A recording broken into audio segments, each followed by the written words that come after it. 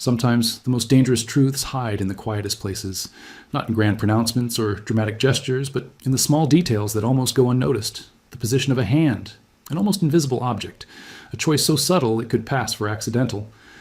In 1897, a family in Virginia posed before a camera and made one of those choices. They wore their best clothes, behaved with dignity, and placed something in the hands of their youngest son that would carry a message for over a century. For 127 years, that message waited. Until a researcher, restoring the faded image with modern technology, realized what the child was holding and understood that it had never been just a family portrait. If you enjoy untold stories from the past, mysteries hidden in old photographs waiting to be unveiled, subscribe to the channel and click the like button, because what you're about to discover will change the way you see all the old photos you've ignored. Dr. Amara Johnson didn't expect to find anything unusual when she accepted the digitization project from the Virginia Historical Society in February 2024. She specialized in photographic restoration, taking damaged 19th century images and bringing them back to clarity using high-resolution scanning and digital enhancement. Most of her work involved repairing tears, removing stains, and adjusting exposure on portraits that had faded over decades of improper storage. The photograph arrived at her lab in Richmond on a cold Tuesday morning, sealed in archival protective sleeves. The accompanying paperwork was minimal. Family portrait, circa 1897, Petersburg, Virginia. Donor, estate of Dorothy Hayes, deceased 2023. No additional provenance information available. Amara removed the photograph carefully and placed it under her examination light. Standard studio portrait. A black family of 6, father, mother, and 4 children, ranging from perhaps 15 years old down to about 7. They stood on the porch of what appeared to be a modest wooden house, the kind of dwelling common to working families in the late 19th century. Everyone wore their Sunday best, the father in a dark suit with a watch chain, the mother in a high-necked dress with her hair pulled back in a tight bun, the children in carefully pressed clothes that showed signs of having been mended and maintained with care. Nothing remarkable. Nothing that would suggest this image was anything other than what it appeared to be, a family preserving their likeness for posterity, as thousands of families did during that era. Amara began the scanning process, setting the resolution to capture every possible detail. The technology she used could reveal textures and elements invisible to the naked eye, pulling information from the silver halide crystals embedded in the original photographic paper. She had used this same process hundreds of times before. The scan took 40 minutes. When it completed, Amara opened the file on her computer and began the enhancement process, adjusting contrast and sharpness to bring out facial features and clothing details. She zoomed in on the father's face first, then the mother's, then moved systematically through each of the children. And that's when she stopped. The youngest child, a girl of perhaps 7 or 8, standing at the front right of the group, held something in her small hands, something Amara had missed entirely when examining the physical photograph. The object was small, roughly circular, made of what appeared to be brass or bronze, and engraved on its surface were markings that Amara recognized immediately, even before she zoomed in closer to confirm what she was seeing. It was a compass, but not just any compass. Amara increased the magnification until the compass filled her screen. The detail was extraordinary. Her equipment had captured every scratch, every engraving, every imperfection in the metal. The compass itself was old, far older than the photograph. The casing showed signs of extensive use, the kind of wear that came from being handled repeatedly over many years. But it was the symbols engraved around the edge of the compass that made Amara's breath catch. She had seen these symbols before, in her research on the Underground Railroad. Not the famous, well-documented routes that textbooks described, but the lesser-known networks that had continued operating even after the Emancipation Proclamation, helping Black Americans escape from areas where violence and exploitation remained endemic despite the legal end of slavery. The symbols were directional codes, a series of small markings that, to the untrained eye, might look like decorative flourishes or manufacturing marks. But Amara knew better. Each symbol corresponded to a specific direction, a specific landmark, a specific safe house. They were a portable map, encoded in metal, designed to be carried by conductors and guides who led people north to safety. The compass in the child's hands wasn't a toy. It wasn't a family heirloom kept for sentimental reasons. It was a working tool, which meant this family, this apparently ordinary family photographed in 1897, 32 years after the Civil War ended, had been part of something dangerous, something that required codes and secrecy even decades after slavery was officially abolished. Amara sat back in her chair and looked at the full photograph again. The family stared back at her, their expressions serious and composed, as was typical for photographs of that era when exposure times were long and subjects had to remain perfectly still. But now, knowing what the child held, Amara saw something else in those faces. Not just dignity, but determination. Not just pride, but defiance. This photograph had been posed deliberately. The compass had been placed in the child's hands intentionally. Someone wanted this moment recorded, this evidence preserved. But why? And why give such a dangerous object to the youngest member of the family for the photograph? Amara pulled up the donor information again. Dorothy Hayes, deceased, 2023. The photograph had come from her estate, but there was no indication of how Dorothy had been related to the family in the image, or why she had kept this particular photograph for her entire life. Amara reached for her phone and called her colleague at the Virginia Historical Society. "I need everything you can find about a Dorothy Hayes," she said, "and I need to know who this family was." Within 3 days, Amara had assembled a small team. Dr. Marcus Webb, a historian specializing in post-Reconstruction Virginia, joined her to analyze the historical context. Lauren Chen, a genealogist with expertise in tracing Black American family lines through fragmentary records, began searching for any documentation that might identify the family in the photograph. Marcus arrived at Amara's lab on Friday afternoon, carrying 3 books and a laptop filled with scanned archival documents. He examined the enhanced photograph for nearly 20 minutes before speaking. "Petersburg, 1897, he said finally. "That's significant. Do you know what was happening in Virginia at that time?" Amara shook her head. "Systematic disenfranchisement," Marcus explained. The Virginia Constitutional Convention of 1901 to 1902 would officially codify Jim Crow segregation, but the groundwork was being laid throughout the 1890s. Poll taxes, literacy tests, property requirements, all designed to strip black citizens of voting rights they'd gained during Reconstruction. Violence was increasing. Lynchings were common. Black property owners were being driven off their land through legal manipulation and outright terror. He zoomed in on the father's face in the photograph. This man is standing in front of his own house, dressed in a suit, presenting his family with obvious pride. That alone was an act of resistance in 1897 Virginia. But if he was also running an underground railroad route? 32 years after the war ended, Amara interrupted. Why would anyone still need the Underground Railroad? Marcus pulled up a document on his laptop and turned it toward her. It was a newspaper clipping from 1899, reporting on a case in rural Georgia where black farm workers were being held in debt peonage, essentially slavery by another name, using manipulated debt to trap workers on plantations under conditions that differed from slavery in name only. Because freedom on paper didn't mean freedom in practice, Marcus said. Across the South, particularly in rural areas, black Americans were trapped in systems of labor exploitation that were barely distinguishable from slavery. Some tried to escape north, to cities where they might find actual wage work and some degree of safety. And some people like this family perhaps, helped them. Lauren entered the lab, carrying a folder of documents. "I found Dorothy Hayes in the 1940 census," she announced. She was born in 1918 in Petersburg, Virginia. Her maiden name was Garrett, and I found earlier records for a Garrett family in Petersburg going back to the 1880s. She laid out a series of photocopied census pages and property records. "I think I know who they are." The census records told the story in fragments, the way most black family histories from that era were told, through scattered documents, incomplete information, and names that appeared and disappeared from official records, depending on which white census taker happened to visit in which year. But Lauren had pieced it together. The family in the photograph was almost certainly the Garretts. Joseph Garrett, age 42 in 1897, worked as a carpenter. His wife, Dinah, age 38, took in laundry. Their children, Samuel, 15, Ruth, 12, Esther, 9, and Clara, 7, the girl holding the compass. Joseph Garrett purchased his house and the land it stood on in 1889, Lauren explained, pointing to a property deed. 2 acres just outside Petersburg city limits. He paid cash, $140, which was a substantial sum for a black carpenter in Virginia at that time.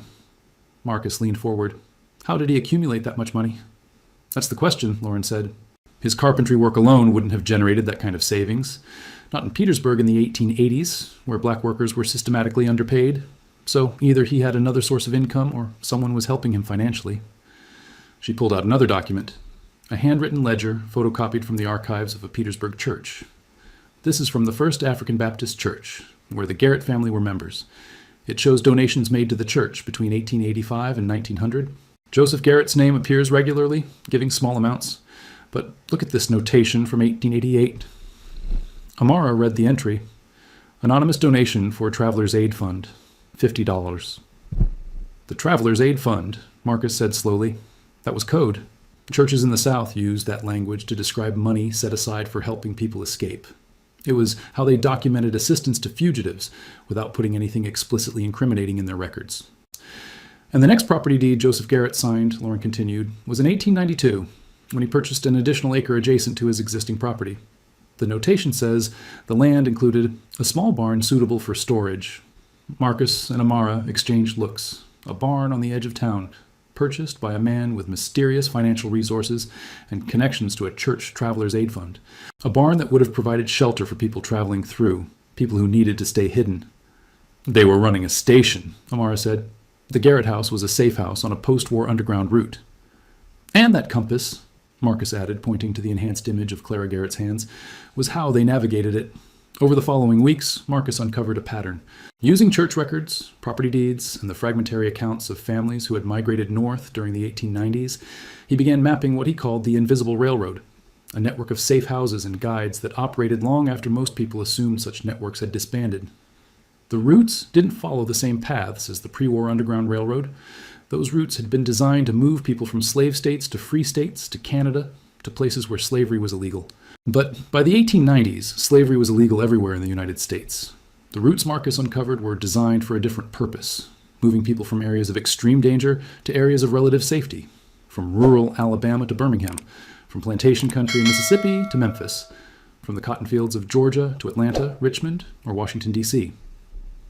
It wasn't about crossing a legal line anymore, Marcus explained during one of their evening research sessions.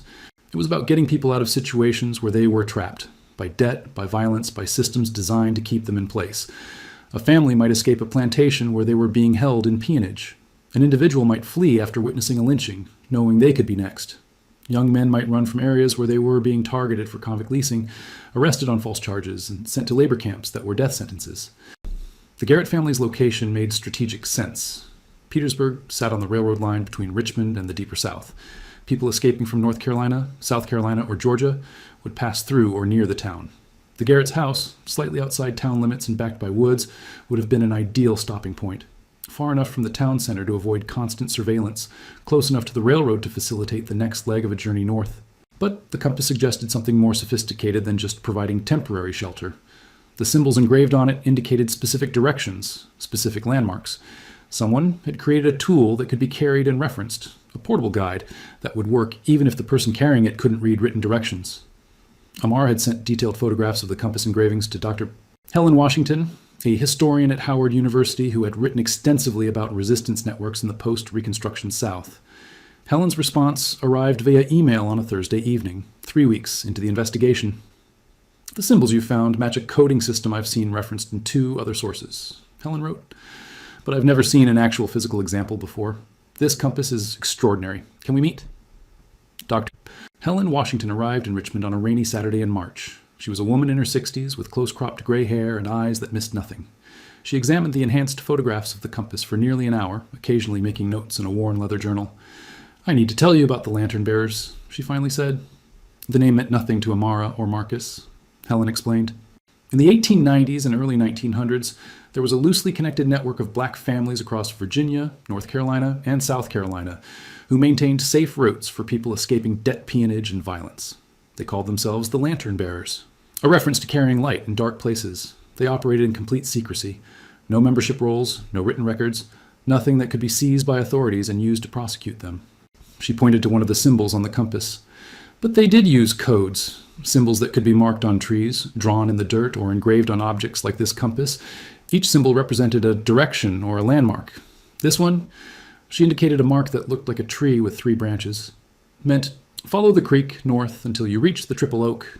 This one, a circle with a dot in the center, meant safe house with food and shelter.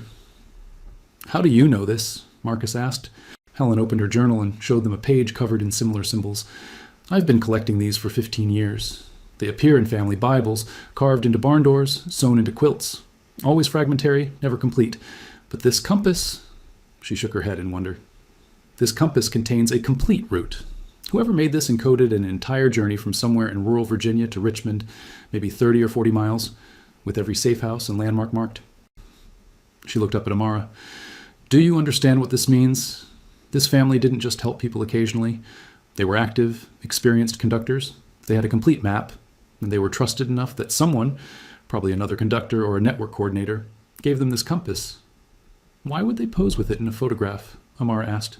"Wasn't that dangerous?" "Extremely," Helen agreed. which is why I think this photograph was never meant to be seen by white people. I think it was documentation for the network itself, proof of who the Garretts were and what they did, a record for other lantern bearers or for future generations who would need to know this history. Lauren's genealogical research had uncovered something remarkable about Clara Garrett, the 7-year-old girl holding the compass in the 1897 photograph. She had lived to be 94 years old, dying in 1984 in a nursing home in Philadelphia. And she had left behind an oral history recorded in 1979 by a graduate student working on a thesis about black migration from Virginia to northern cities. Lauren obtained a copy of the tape from the University of Pennsylvania archives. The recording quality was poor, but Clara's voice came through clearly, the voice of an elderly woman speaking about events 8 decades in the past. "My father used to take me with him when he traveled," Clara's recorded voice said. "We would walk at night, through the woods and along creeks. He carried a lantern, and I carried, well, we called it the guide, a small brass compass with markings on it. Father taught me to read those markings before I could read words. 'This is north,' he would say.